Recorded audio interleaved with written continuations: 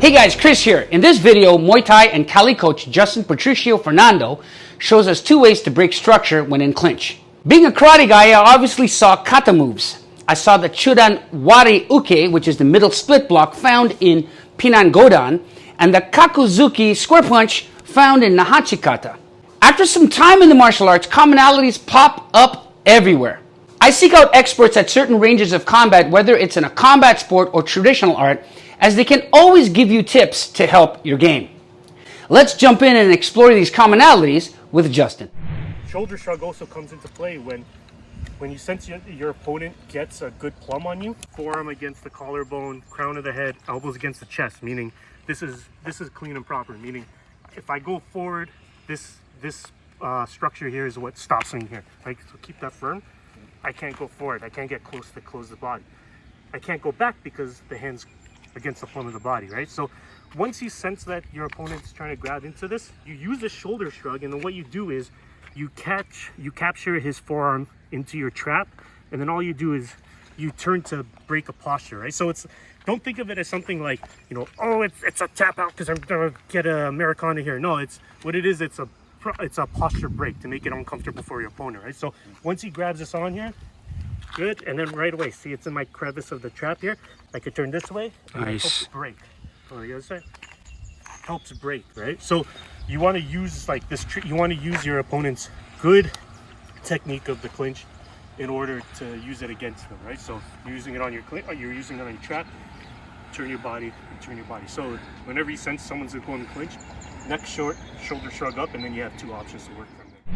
Thanks, Justin, for sharing. Now, as a karate guy, I get really excited because I see connections all the time. When you put in enough time in any art, as I said earlier, you're going to see commonalities. Justin was breaking the clinch by basically pinching his shoulders, and trunk rotating by reaching back and cutting across, okay? Well, if you take a look at the Kaku-Zuki, you're reaching back, you're cutting across, okay? And you're trunk rotating. It's the exact same biomechanical principle. It's the exact same move, in my opinion, with some subtle differences. As with anything, when pressure is applied, you're gonna have to make some changes. But it's the same move. I turn to experts in certain ranges so I can get ideas to make these movements effective. As a clinch remover, I think it works great. You're using the same principles and you're relieving the pressure. The way I see it is this: if you can cross-train with any art or combat sport and they can provide you some insight that makes your self-defense or whatever purpose that you're looking for work, use it. Now let's take a look at the next one. So now we switch it up. So when I have good clinch, right? Good clinch on my opponent here, and I throw these knees, I go make space, throw, right? Make space and throw, right? So I do this, and he shoots in for this bear hug, right? So go ahead. Get the bear hug. So here, so this is where he wants, right? You can even go low like this. It doesn't really make a difference, right?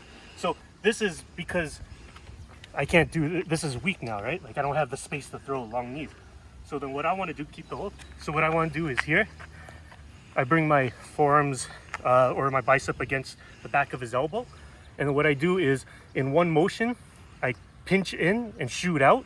And that breaks the hold pretty well. So I go like this. So just he has the hold, and I just shoot out like this. And then from here, and you're pinching with the elbows. And then from here, well, it has to be all at once, right? Yeah. You sit down, butt out, but sit down, and then go like this. And then from here, that's where I open it, right? Like that. And then from there, look at that open. Yeah. And then from there, boom. Yeah. So right away, right? So that's the bear hug is one of the first things you should look at. So just say I get this good, and this space is against me, and now I can't throw to me, right? Just this, and then for me I gotta do this, right? Like that's the thing. Yeah. Those are things you should look for. So if someone punch, and then even from there you can even use that in a self-defense scenario, man. Thank you once again, Justin, for sharing.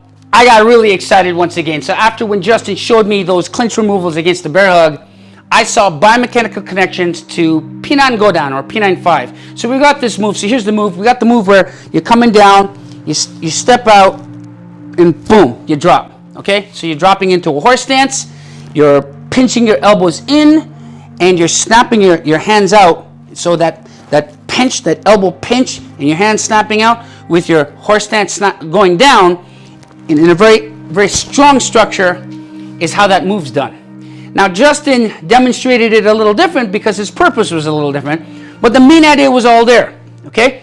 The bear hug was put on, belly to belly. He basically wrapped his hands on the outside, and he just stuck his hip out, dropped into horse stance, and pinched his elbow. Now, his hands were open, but really that's really incidental. What's important is the elbow pinch, the weight transfer drop, and the hips shooting out. And there was a difference there where the hips are shooting out. In the kata, you don't stick your hip out. In the kata, you're taught just to drop. But the whole point is, biomechanically, it's the same move. Now, when I cross-trained with Justin, and Justin showed me that clinch defense on both occasions, okay, I'm thinking, you know what, clinch range, karate, self-defense, it all fits. Karate works best in trapping in clinch range. And then, of course, if you've got the distance, we've got tools, long-range tools like kicks and punches and turns and all these kind of things as well. But there's a lot of the movements in kata that can be used effectively at the clinch range, okay?